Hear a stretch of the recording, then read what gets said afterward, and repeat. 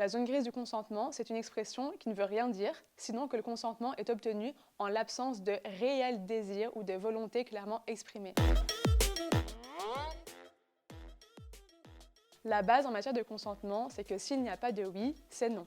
Jusque-là, c'est simple. Mais ce qui est peut-être moins simple, c'est la difficulté qu'il peut y avoir à refuser une relation sexuelle, ne pas réussir à dire non ou pas assez clairement.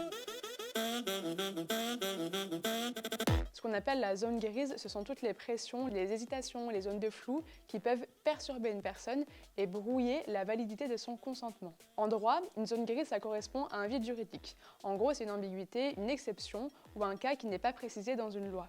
Alors, même si juridiquement parlant, c'est souvent difficile, voire même impossible en fait, de qualifier certaines situations d'agression sexuelle, elles demeurent pour autant graves et il serait temps d'arrêter de se cacher derrière ce flou juridique. Rappelle-toi qu'une relation sexuelle non consentie, à laquelle l'autre aurait cédé par exemple, ça a toujours des conséquences, ça laisse des marques.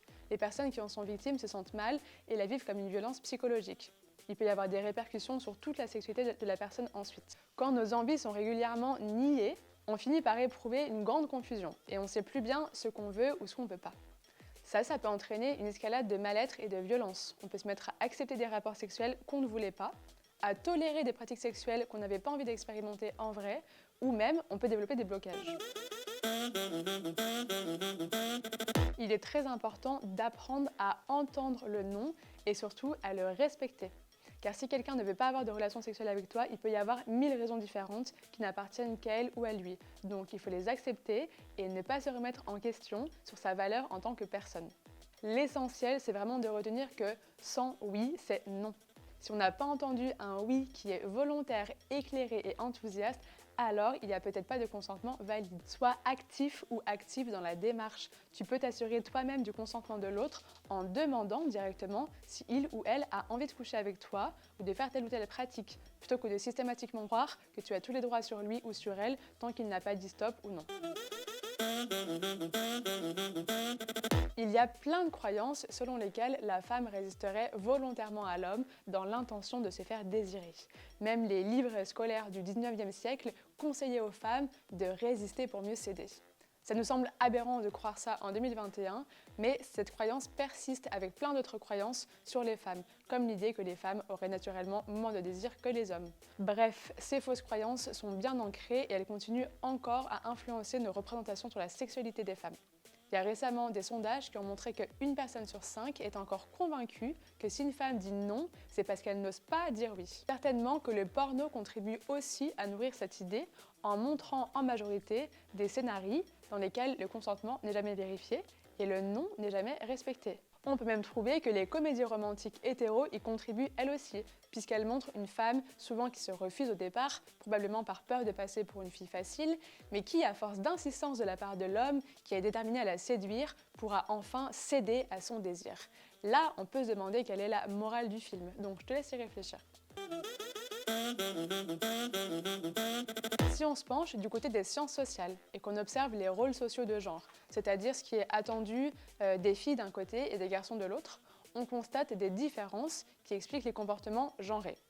En fait, les filles apprennent très jeunes qu'il est attendu d'elles qu'elles soient polies, souriantes, gentilles, qu'elles se dévouent à leur famille, qu'elles doivent faire plaisir à l'autre avant de prendre en compte leurs propres besoins.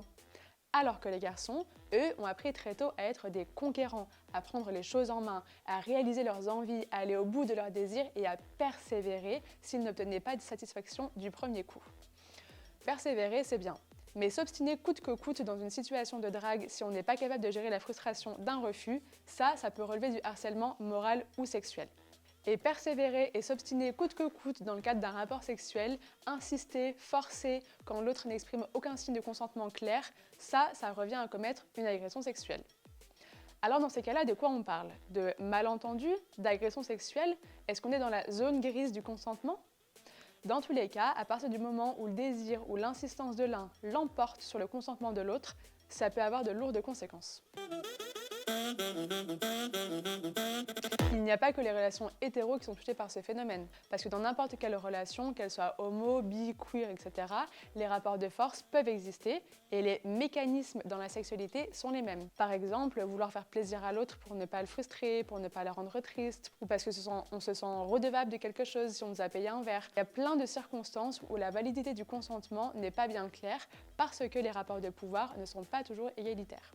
Et ce, même si le couple est composé de deux personnes qui appartiennent au même genre, parce qu'il peut y avoir d'autres inégalités, qu'elles soient sociales, historiques ou individuelles.